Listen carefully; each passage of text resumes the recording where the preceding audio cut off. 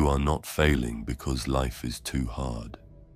You are failing because life is too easy. Not easy in the sense that nothing goes wrong. Things go wrong. Bills come. Relationships strain. Work gets heavy.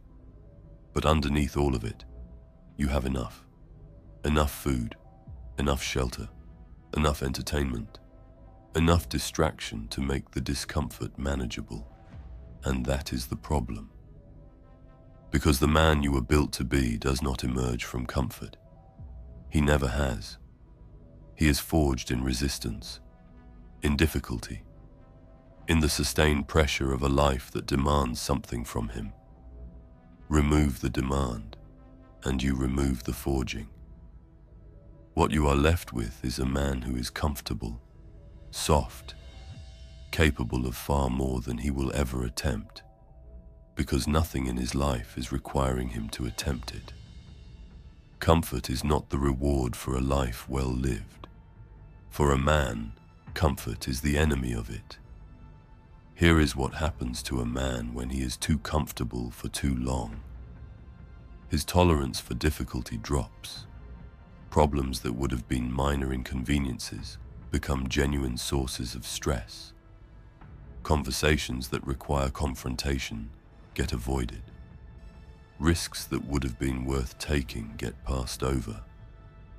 The muscle of hard things, which, like any muscle, requires regular use to stay strong, quietly atrophies, and the man does not notice it happening.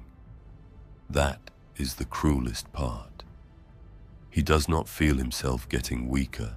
He feels himself getting smarter, more efficient, better at managing his energy. He tells himself he is being strategic, choosing his battles, conserving himself for the right moments. But the right moments never come. Because a man who has been avoiding difficulty does not suddenly rise to meet it when it arrives. He falls to the level of the habits he has built. And if those habits have been built around comfort, he crumbles. Psychologists call this hedonic adaptation, the process by which what once felt like luxury becomes the new baseline, the new normal, the minimum acceptable condition. And every time the baseline rises, the man's capacity to function below it shrinks. The man who once thrived on 4 hours of sleep and a difficult challenge now struggles to focus if the office temperature is slightly wrong. The man who once built something from nothing now cannot start a new project without optimal conditions, a complete plan, and a guarantee that it will work. This is what comfort does over time. It does not kill a man dramatically. It diminishes him slowly, quietly, until one day he looks in the mirror and cannot find the man he thought he was becoming. That is the real danger, not the comfort itself, but who you become inside of it. Strategy 1. Reframe discomfort as the work. The first shift is mental, and it is the one that makes everything else possible. Most men treat discomfort as a sign that something has gone wrong, as a signal to stop, adjust, find an easier path. They have been conditioned by culture, by convenience, by 1,000 systems designed to eliminate friction, to interpret difficulty as a problem to be solved rather than a condition to be embraced. The men who build something real operate from a completely different frame. For them, discomfort is not the obstacle. It is the indicator, the signal that they are in the right territory, that the work is real, the challenge is genuine, and something worth having is on the other side. Cold, tired, uncertain, afraid. These are not reasons to stop. They are confirmation that you are doing something your lesser self would not do.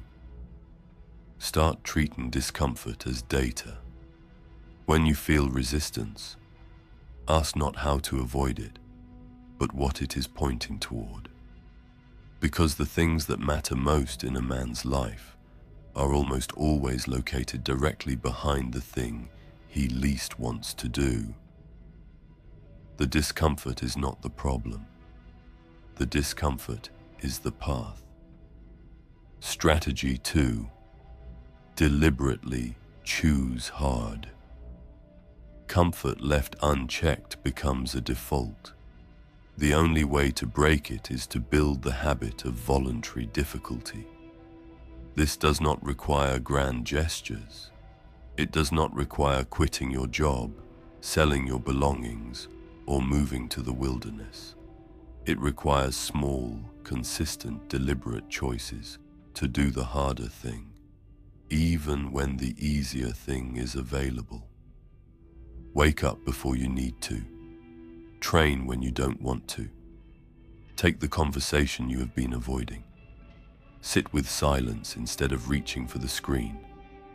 Say no to the thing that feels good, and yes to the thing that builds something. These choices compound, not just in outcome, in character. Every time you choose hard over easy, you are training your nervous system to tolerate difficulty. You are raising your baseline of what you are capable of handling. You are becoming the kind of man who does not need perfect conditions to perform, because he has never allowed himself to require them. Voluntary discomfort is the practice, and the practice, done daily, becomes the man. Strategy 3. Protect the hunger. Here is something most men never consider. The hunger, the drive, the ambition, the restless sense that there is more and you are supposed to go get it. That is not a permanent feature of your character. It is a condition. And like any condition, it can be maintained or it can be destroyed. Comfort destroys it. Not all at once. Gradually. Every time you choose ease over effort, the hunger dims slightly. Every time you settle for good enough, the vision of what could be gets a little hazier. Every time you convince yourself that what you have is sufficient, the man inside you who knows it isn't gets a little quieter. Until one day, he stops speaking altogether. The men who build great things are not more talented than the men who don't. They are hungrier, and they have protected that hunger, deliberately, jealously, against the constant pressure of a world that wants to make them comfortable and call it success. Guard the hunger, feed it with challenge, starve it with nothing, because the day you stop wanting more, the right kind of more, is the day you stop becoming. Strategy 4. Embrace the cross. This is the level that changes everything. Every major spiritual tradition in human history has understood something that modern comfort culture has tried to erase. Suffering, embraced rightly, produces something in a man that ease never can. The Catholic faith is explicit about this. The cross is not a symbol of defeat. It is the central symbol of transformation, of what happens when a man walks into the hardest thing, not because it is easy, not because it feels good, but because it is true and right and worth doing regardless of the cost. Christ did not avoid the hard path. He walked it completely, and he called his followers to do the same, to take up their cross daily, not as punishment, as formation. There is a reason the saints were not comfortable men. Anthony of the Desert went into the wilderness. Ignatius of Loyola lived as a beggar before he built an order. Thomas More chose execution over compromise. These men were not masochists. They understood that the soul is forged in the fire, and that a man who avoids every fire remains unformed. Your crosses are not obstacles to your vocation. They are the means of it.